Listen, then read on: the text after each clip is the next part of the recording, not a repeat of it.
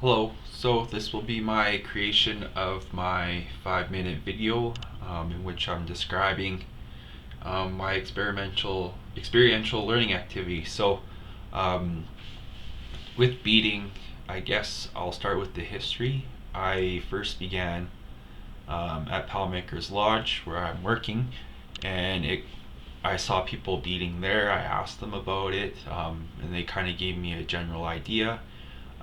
They told me where to get the stuff, and so I went and got a whole bunch of beading materials from beads to the thread to the needles, and this is all things that I've never done before. Then they kind of showed me the process of how to begin beading, and then from there, with this assignment's motivation, I went and did a bunch of readings online. So I have a bunch of articles that kind of talk towards the history of beading.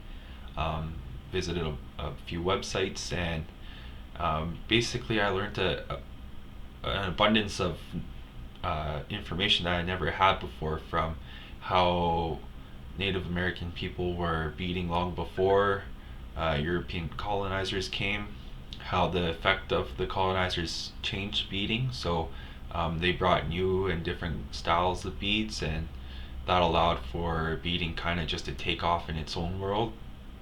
Then 100 years later, 200 years later, how colonizers effectively try to commit cultural genocide, and part of that attempt was through residential schools, which then limited Native Americans, or the children of Native Americans, to effectively stop beating and to stop learning the process. So it almost ended beating altogether. And then after the residential schools, how beading has taken a life of its own, in that Native American people are fighting back through beading in order to gain our culture back. And so uh, I found that through beading that there's an intergenerationality, because it is from our elders of the from 1960s, the 70s, the 80s, and 90s who have been teaching us how to bead. So at Palmaker's Lodge, I've been taught by mostly people my age, but they've been taught by their grandmothers, and um, they're people that are older than them who have been doing the practice. And so through the people I work with, I've been able to be taught um, beading by people that are older than me, even if it wasn't directly, or so it was like an indirect teaching. And then the intercultural aspect is that um, beading within my classroom can be for anyone.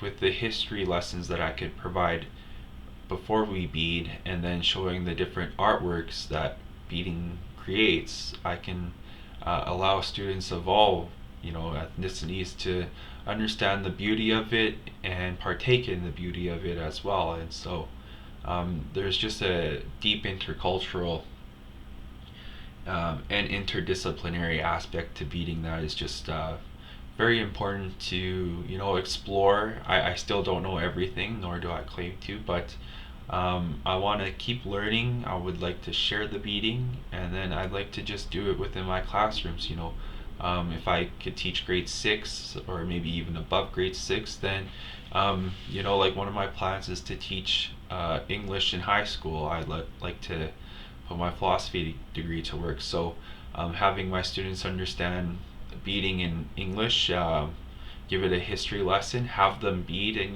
maybe we could watch a movie as we're beading and stuff like that. So there's just a whole bunch of different ways to incorporate beading within school, to share it across cultures, and to also have an intergenerational aspect, as beading is passed down from cookums to us now, and from us to the younger generation.